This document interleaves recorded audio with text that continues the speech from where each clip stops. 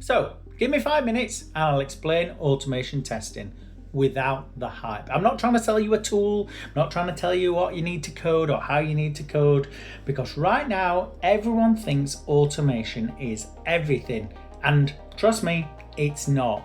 But it's massively important that you do understand what automation is and what good automation looks like as well. So stay tuned. You've seen manual testing. Now let's talk about automation. Testing using code instead of people. It's a regression. It's something that can be repeated again and again and again. It'll run quicker than a human could ever do and execute these tests. Of course, we can all see what the benefits are. And automation testing means writing scripts that will click buttons, enter data, validate the results, all automatically. And that's fantastic because that's going to save you so much time. But it's so important that those tests actually test the right things, because you don't want to build a test suite of automation tests that are almost testing false positives. They aren't testing the right things. Okay, it looks great, you're executing hundreds of tests every minute, every hour, but are they testing the right things? So automatically you'll look at tools like Playwright, Selenium, for example, and they're great. Make sure that you do understand what they are, but first of all, understand the basis of automation. So what is the real value of automation testing? Well, the benefit we've already touched upon is the speed, the repeatability, and the coverage. You can run hundreds of tests in minutes. But trust me, automation needs to run alongside manual testing, for example. It can't replace everything. If anyone ever says to you, you can automate everything 100%, they're wrong. You can automate a lot, and you can look at the paths that are most critical and maybe most used and automate those, but you won't be able to automate everything, especially if you don't build your automation frameworks in the right way. And again, we'll dive deeper into that on another video. But here's the truth most people won't tell you. Automation won't and will never replace thinking. Bad tests automated are still bad tests. That's why manual testing will always come first and be critical. And that's why in the previous video, if you watched that, I told you that has to be a core fundamental for what automation can sit upon.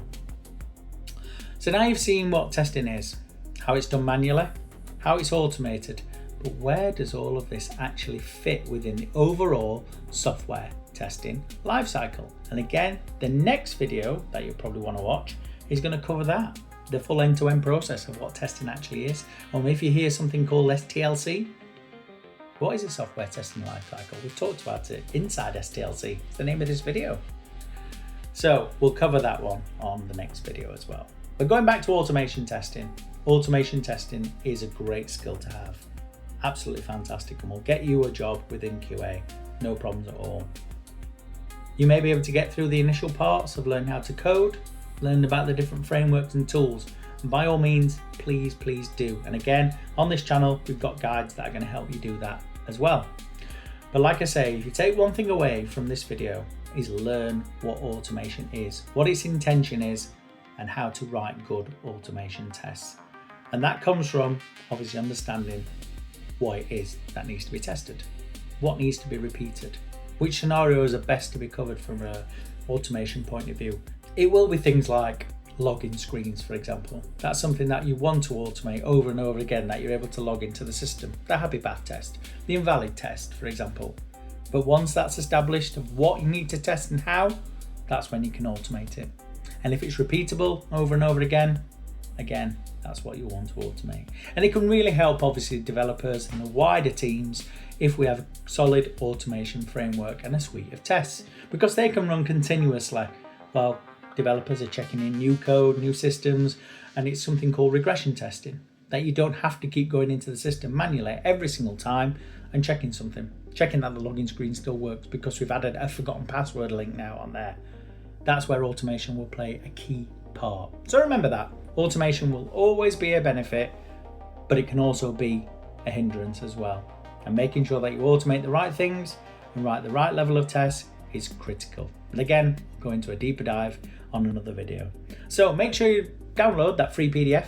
It's going to give you this whole 5 minutes to learn series in one place. Until next time, bye bye.